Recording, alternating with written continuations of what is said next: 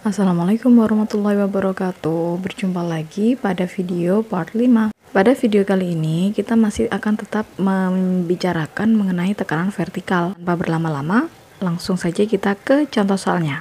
Dengan menggunakan beban titik ekivalen, hitunglah kembali contoh soal nomor 3. Untuk diketahuinya tidak perlu kita tulis lagi karena hanya dua ya tadi. Hanya Q sama dengan 8 ton per meter kuadrat dan Z-nya sama dengan 5 meter. Kita diminta untuk menyelesaikan contoh soal yang sama dengan cara yang berbeda. Jika tadi kita menggunakan tabel KN pada tabel 7.7, untuk yang beban ekivalen ini kita menggunakan tabel KB pada tabel 7.2. Seperti yang kita tahu sebelumnya, KB itu mencarinya perlu R dan Z. R yang dimaksud di sini bukan jarak mendatar begitu ya teman-teman, tapi lebih ke diagonalnya ya. Karena ini luas penampangnya berbentuk bidang, maka yang kita cari adalah diagonal bidang. Kalau masih ada yang lupa diagonal itu apa, diagonal itu adalah garis yang menghubungkan antara dua sudut. Langsung saja kita ke pembahasannya. Perhatikan gambar berikut ini. Karena yang ditanyakan yang pertama adalah tekanan vertikal pada pusat, maka kita mencari R-nya itu juga berasal dari pusatnya, dari titik 0. Karena pusat, maka kita bagi menjadi 4 persegi. Kita namai 1, 2, 3, 4 di titik-titik tengahnya. Kemudian kalau kita mau mencari R-nya, R itu adalah jarak dari titik pusat yang 0 tadi, 0 atau O, ke titik-titik pusat persegi yang kecil-kecil. Jadi titik pusatnya tadi kita namai titik pusat 1, 2, 3, 4. Maka sekarang R yang kita cari adalah jarak antara O ke 1, O ke 2, O ke 3, O ke 4. Nah, kalau kita lihat jarak dari O1 ke O2, O3, O4 itu kan sama semuanya ya. Maka kita cari salah satu saja. Kita cari perwakilannya saja yaitu O1.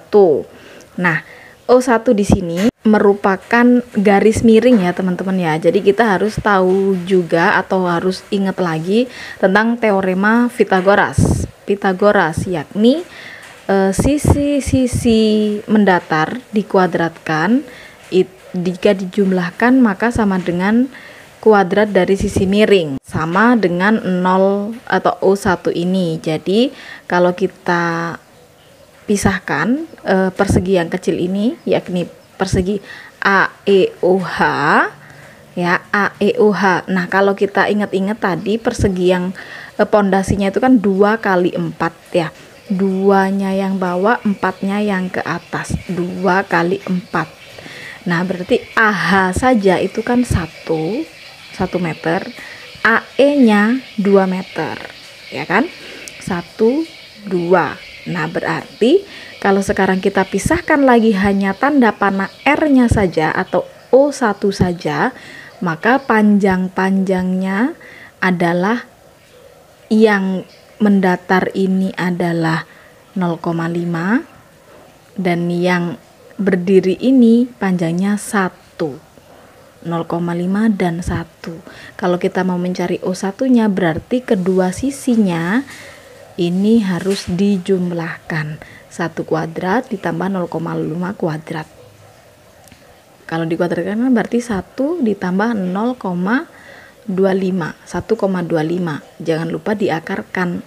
Hasilnya adalah 1,118 meter. Nah, R-nya sekarang udah ketemu nih, 1,118 meter. Z-nya sesuai soal itu adalah 5 meter. Nah, karena untuk mencari KB di tabel 7.2, KB itu kan mau nyarinya harus tahu R per Z-nya. Berarti 1,118 dibagi 5 sama dengan 0,2236. Nah, sekarang kamu masuk tuh di tabel 7.2. Kalau R per Z-nya 0,22 ya, lebih mudah 0,22, maka nilai KB-nya adalah 0,4242. Oke, udah ketemu KB-nya, kita kembali lagi ke rumus awalnya tekanan vertikal, yakni Q per Z kuadrat dikalikan sigma KB. Nah, sekarang kita KB udah punya, yang belum punya adalah Q besar. Kita kan punyanya kan Q kecil aja ya tadi ya. Nah, kalau Q kecilnya tadi itu 8. 8 itu per meter kuadrat loh ya, 8 ton per meter kuadrat.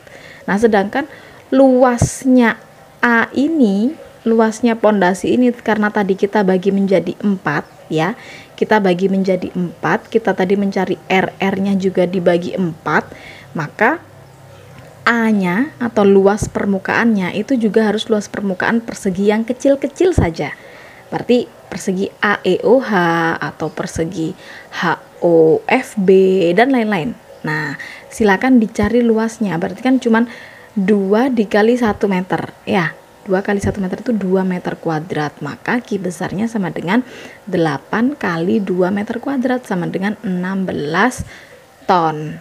Jadi 8 ton per meter kuadrat kali 2 meter kuadrat sama dengan 16 ton.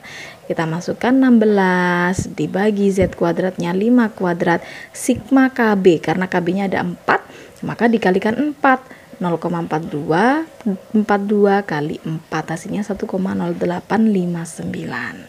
Untuk pembahasan tekanan vertikal dari sudut menggunakan cara beban titik ekuivalen, kita lanjut di part 6.